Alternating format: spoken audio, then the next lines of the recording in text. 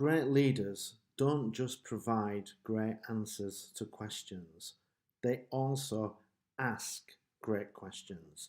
You can learn so much by asking great questions, and this is a fantastic habit to develop.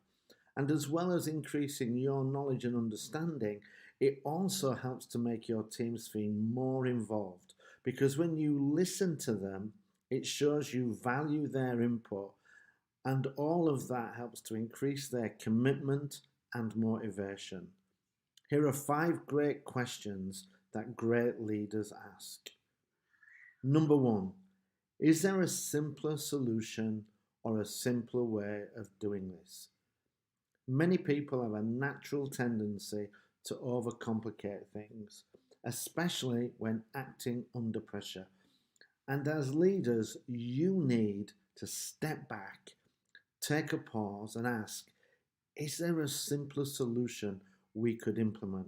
Complex solutions are easy to find. Simple ones, they take a little bit longer. And as a leader, you need to give your teams the time to take a breath and see if there's an alternative solution. Also, the people closest to the problem often have the best understanding of it. Number 2, can you explain the solution to me?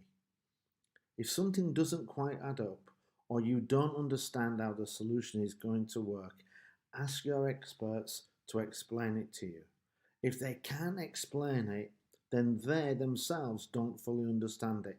And if they don't understand it, who does? When you lack understanding into how your solution will work, you're probably staring down the barrel of failure. Also, when people explain things, it requires them to think them through, often at a deeper level. And I have seen this increase their understanding or sometimes even notice an issue that previously they were unaware of. The better you understand the solution, the clearer you can explain it, the higher the probability that you're going to be successful. Number 3, what should we stop doing? At every single company I have worked at, there have been lots and lots of what I call institutionalized bureaucracy, which just adds unnecessary tasks, which dilute efficiency and effectiveness.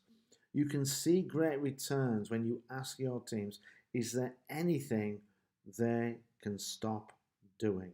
But you need to be open to the answers that you could get, and you should create an environment where people feel comfortable telling you what they truly believe.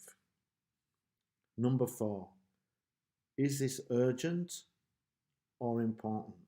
In today's highly pressurized world, you are bombarded with urgent things which constantly demand your attention. But quite often, these are just urgent and not necessarily important.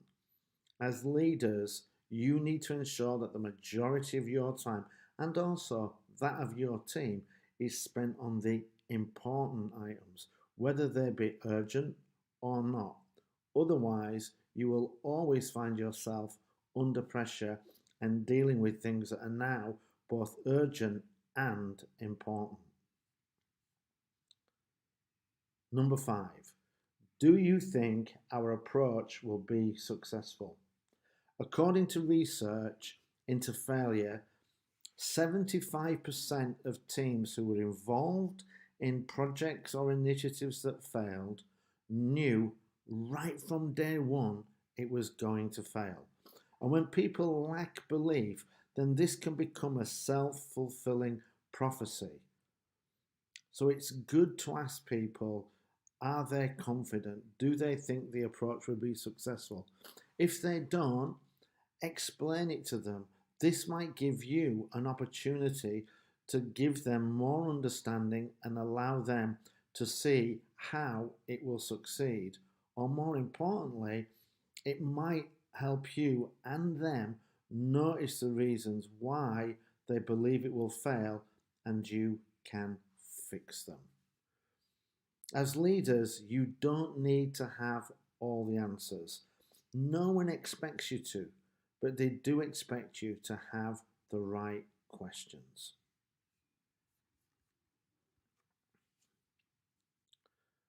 Great leaders